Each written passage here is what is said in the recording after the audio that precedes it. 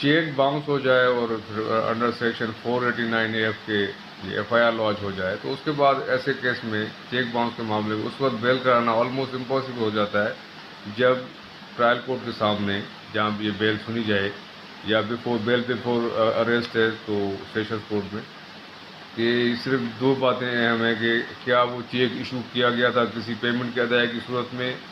اور کیا وہ چیک باؤنس ہوا تھا اس وقت اکاؤنٹ میں اماؤنٹ پوری تھی یا نہیں تھی. اگر یہ دونوں چیزیں پروو ہو جاتی ہیں تو ایسی صورت میں بیل بہت مشکل ہو جاتی ہے بیل کا ملنا. اب جب چیک باؤنس ہو جاتا ہے تو باؤنس ہونے کے بعد دو ریمیڈیز ہیں جیسے میں نے پہلے بتایا کہ ایک تو یہ کہ FIR کرمنل سائٹ پہ FIR سے تو یہ ہوگا کہ جس شخص نے چیک ایشو کیا ہے جس کا چیک باؤنس ہوا ہے اس کو سزا ہو جائے گی. لیکن جس کو چیک ملا ہے اب اس کی جو پیمنٹ پھنسی ہوئی ہے اس چیک کی وجہ سے وہ پیمنٹ تو اس طرح سے حاصل نہیں ہو پائے گی کہ اگر اس کو سزا بھی ہو جاتی ہے تو پیمنٹ حاصل کرنے کے لیے پھر ایک الگ سے suit for recovery of money یا سمری سوٹ یہ order 37 of civil procedure code یا سول لا جو ہے اس کا جیسے آرڈر 37 ڈیل کرتا ہے وہ پھر فائل کرنا پڑتا ہے. اور اس سمری سوٹ کے رزلٹ میں یعنی سول کورٹ سے ڈگری ملتی ہے منی ڈگری اور اس کے بعد وہ پھر اماؤنٹ ملتی ہے جو کہ اس کی چیک کی اماؤنٹ ہے. اسی حوالے سے ایک کیس ہے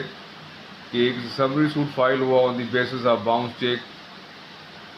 جب سمری سوٹ فائل ہوتا ہے باؤنس چیک کی بیسس پہ تو جب ڈیفینڈنٹ کو یعنی جس نے چیک ایشو کیا ہے اس کے بعد ایک موقع ہوتا ہے application for leave to defend کا. یعنی یہ ایسا سوٹ نہیں ہوتا کہ ڈائریکٹلی کوئی آپ کے اس میں کیس میں ڈیفینڈنٹ ڈیفینڈ کرے اور ریٹن اسٹیٹمنٹ دے اور اپنا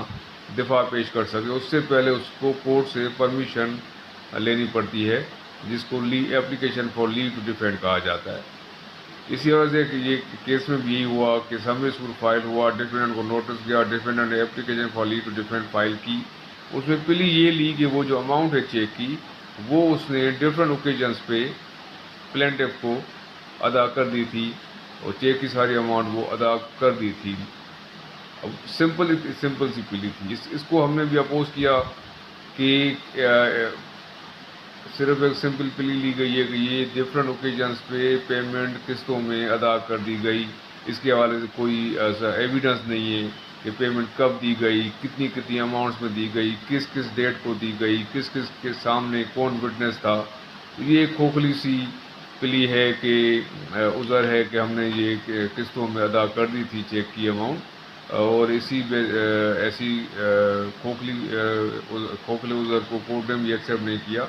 اور اس کو application for leave to defend ان کی ڈسمس کرتے ہوئے منی ڈگری پاس کی جس کا یہ مطلب ہے کہ اس باؤنس چیک کی جو اماؤنٹ ہے وہ amount defendant has to pay to the plaintiff.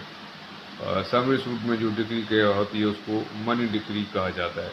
Thank you.